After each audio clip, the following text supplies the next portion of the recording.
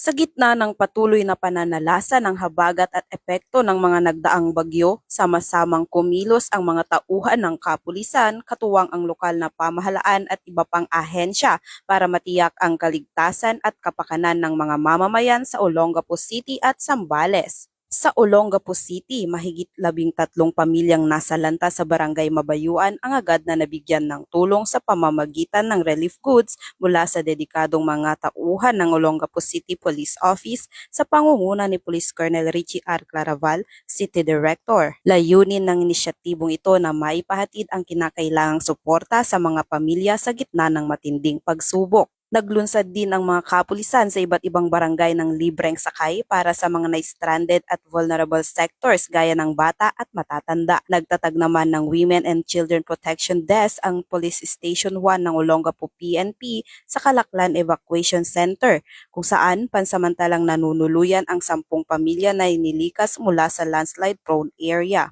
Tiniyak ng CSWDO ang tulong at pangangalaga sa mga evacuees, kabilang na ang pamimigay ng pagkain at pangunahing pangangailangan para sa mga sanggol at bata. Samantala, buong malasakit din na naghatid ng tulong ang Zambales Police Provincial Office sa pamumuno ni Police Colonel Benjamin P. Ariola. Sa Candelaria at Subic, isinagawa ang flood monitoring, preemptive evacuation at clearing operations mula sa pagbaha at mga natumbang puno. Sa Cabangan, matagumpay ang sinagawang joint rescue operation kung saan nailigtas ang 2 pamilyang natrap sa baha.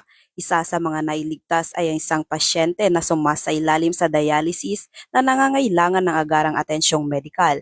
Sa mabilis na koordinasyon at pagtutulungan ng mga ahensya, ligtas na nailikas ang lahat ng apektadong individual at agad na dinala sa evacuation center upang mabigyan ng kinakailangang tulong. Patuloy ang pagbabantay ng mga kapulisan ng Olongapo City at Zambales sa kasalukuyang sitwasyon, kasabay ng paalala sa publiko na manatiling mapagmatsyag at makipagtulungan sa mga otoridad para sa kaligtasan ng lahat. Hindi hikayat ng PNP ang mga mamamayan na agad ipagbigay alam sa pamamagitan ng pagtawag sa 911 o sa mga emergency numbers ng pulisya at ng ibang ahensya ang anumang insidente o emergency sa kanilang lugar, dahil ang maagap na ulat at kooperasyon ng publiko ay mahalagang susi sa mabilis na pagtugon at epektibong paghahatid ng serbisyong pangkaligtasan sa panahon ng sakuna. Mula dito sa Central Luzon, ako ang inyong PNN correspondent, Patrolwoman Jilliad Vincula Peña, alagad ng batas, tagataguyod ng Balitang Pulis.